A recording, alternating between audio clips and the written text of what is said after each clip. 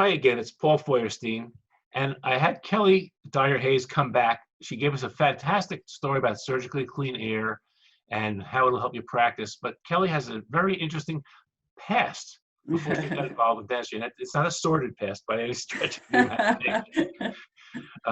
Kelly grew up in Massachusetts and had aspirations of being a figure skater. And as things went on, what happened, Kelly? What happened to the figure skating? Well, I grew to be 5'11" by the time I was 12 years old. So that made it difficult on a few tries of the movements of having this base person pick me up over their head. So, and you also, you're pretty athletic and you like to play hockey. And if we're friends with the kids on the street and they'd say, hey, Kelly, could you play hockey with us?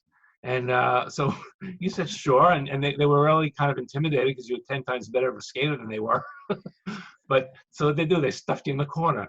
That's right. Yeah, actually, I grew up in a neighborhood of all boys. So my brother David, he's 2 years older. And so it was sort of all his buddies, and they were always playing street hockey. And I was like, I want to play. And they're like, tell your little sister to go away. And they're like, okay, if you get in net and you be the goalie, we can shoot at you. We'll let you play. And I said, I don't care. I'll get in net. And they shot things at me, and I liked it. So it was pretty natural. And you did pretty well. And took this to a higher level, and you went to high school and then went to college. You went to was it Northeastern, I believe? Yes. And in Boston, where we both live in the area here, every year there's a thing called the Beanpot Tournament, which is BU and Harvard and who are the other schools? Northeastern, BC, BU, Harvard, Northeastern. That's just the three.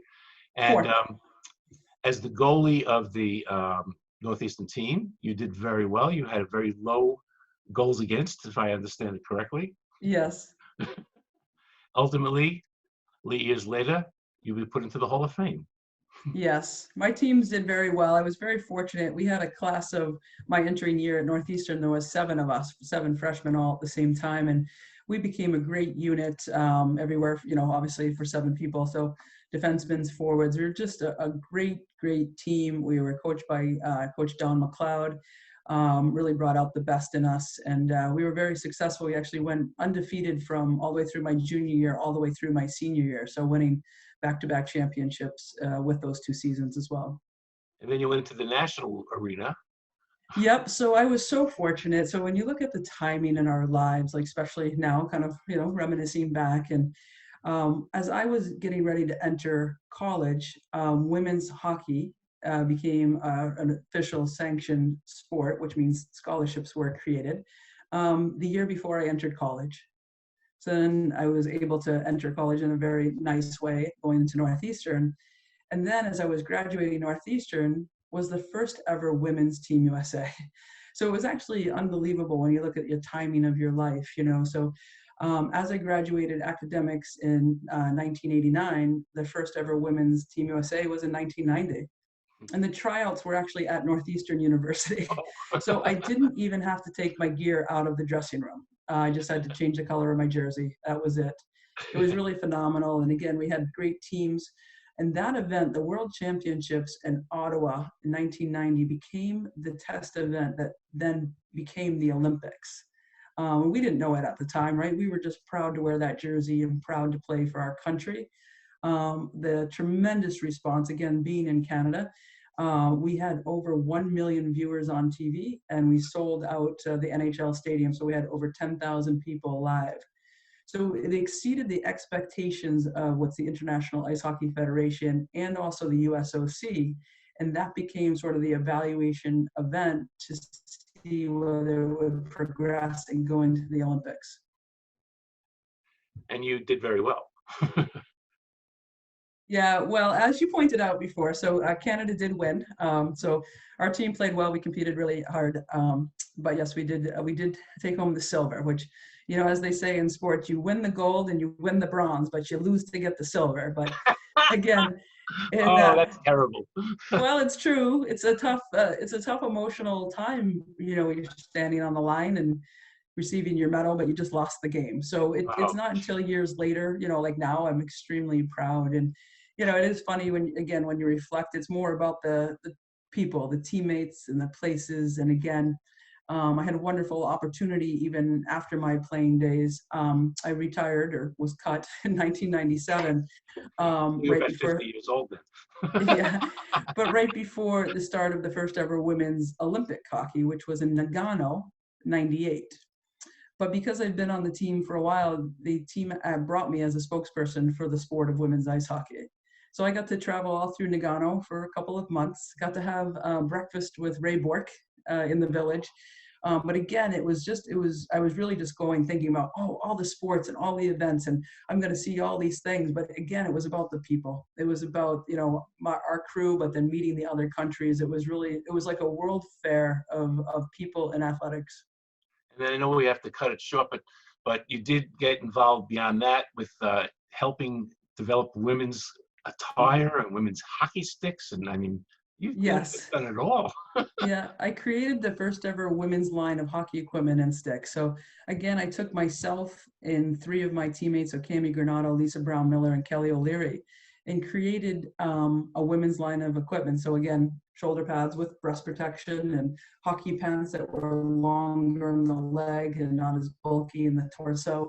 Hockey sticks that were a little smaller in the radius so that the women could get their hands more around the shaft to get greater strength into their shots. So it was really cool. That was October 1st, 1996. We launched that product line. That's crazy. And It then was as fun. you progressed into the dental, I shouldn't say dental, into the clean air world, I'm sure you knocked on the doors of the NHL. Oh, wait, we left out the most important part. There's a little asterisk here in men's hockey, isn't there? Yes, I did play men's professional hockey. So I spent 4 years back and forth between the East Coast Hockey League, which is like tier three or four, and then one tier below that was the Sunshine Hockey League. But the wonderful thing about the Sunshine Hockey League is I played for West Palm Beach, Florida, and I lived on Singer Island. So it was really an awesome time in many aspects, shall we say. That's unbelievable. It And was now, fun. and then when you got started with Surgical Clean Air, you knocked on the doors of all the NHL locker rooms and said, "Hey guys, you need these things, don't you?" They do need them. So, the big thing with Surgically Clean Air is we mitigate the person-to-person spread of illness. So just like, one hygienist or an assistant or a patient walking into a dental office sick, getting the rest of the team sick, same thing here in Boston. If Patrice Bergeron walks in and he's sick, bang, bang, bang, before you know it, the rest of the team is sick. So if you look at the sort of, player salary per game, you think if you could protect that athlete from not missing that particular game, like the return on investment is pretty high on having them stay healthy and bringing in Surgically Clean Air. Kelly, it's been a great pleasure to speak to you both times. And what a great life, and you still have a great life, and you're a wonderful person. Thank you. And I love working with you and with the company. And let's continue this quest and making sure everybody stays well, which you're helping to do. Yes. And again, surgicallycleanair.com or Yeah, SCA Dental. No, we as a company are doing great things to help people right now. And, not only physically by killing germs and viruses and capturing the aerosols and those types of things, but even psychologically and emotionally, like really, this is a stressful time in many different ways. People are worried about their businesses. People are worried about their staff. People are wanting to protect their patients. They want them to come to a safe environment. So like what we're doing for people right now has been like threefold in helping them. And so many people have been so kind and thinking of others and what can I do to help other people that, us here at Surgically Clean Air, we have been working pretty much 24/7, 7 days a week since this whole pandemic has started. And people are like, oh, it's great for business. And it is, it's great for our business, but it's beyond that now. It's actually being to a point of service.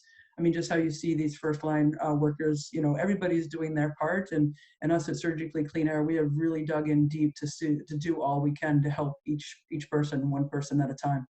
Well, thank you personally, and thank you to the company.